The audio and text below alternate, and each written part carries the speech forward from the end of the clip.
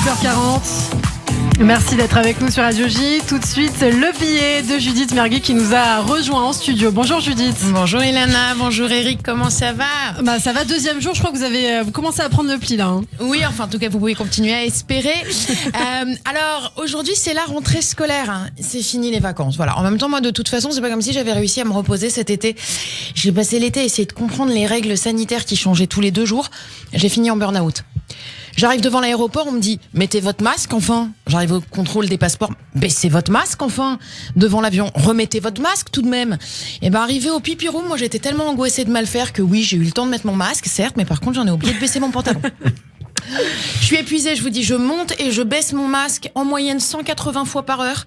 Je suis devenue le boomerang d'Instagram. Alors par contre, ça me fait des tristesses en béton, hein, cette histoire. Encore 1 an de Covid et j'évite la liposuction des bras.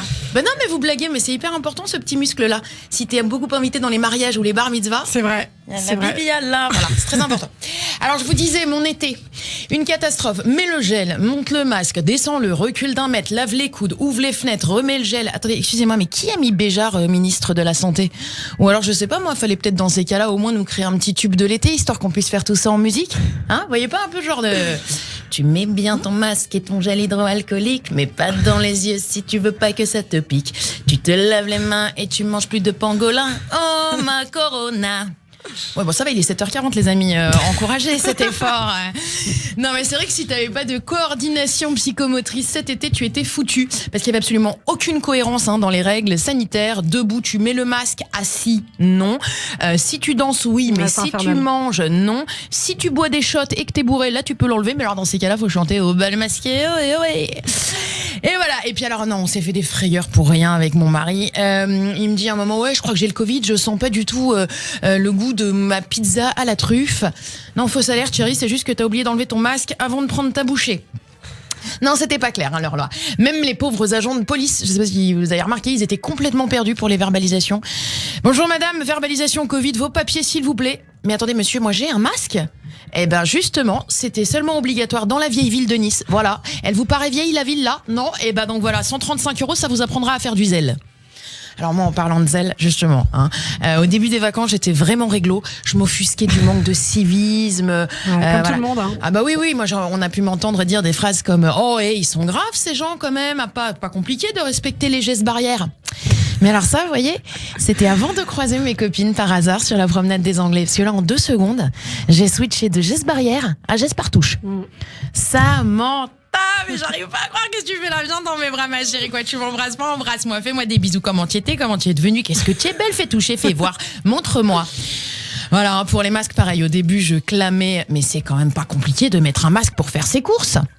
2 jours après, et merde, oui, j'ai oublié mon masque. Attends, vas-y, tiens, je l'avais, pourtant, vas-y, file-moi le tien, je te dis, comment ça, c'est pas barrière? Écoute, c'est toi la barrière, là, entre moi et cette petite robe à moins 60% que je vois dans la vitrine. File-moi ton masque. Non, faut dire qu'on devient nerveux, c'est sûr.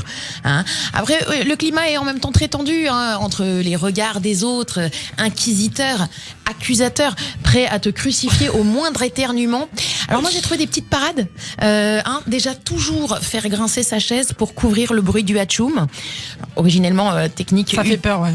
Ça fait un petit peu peur quand on éternue. Oui, voilà, ça fait peur à tout le monde. Et justement, il faut le cacher, ça. Donc, je te dis, le bruit de la chaise, à l'époque, c'était connu par ceux qui souffraient d'aérophagie. Mais alors, la feinte qui était tombée en désuétude jouit d'un comeback fulgurant grâce au retour au Covid.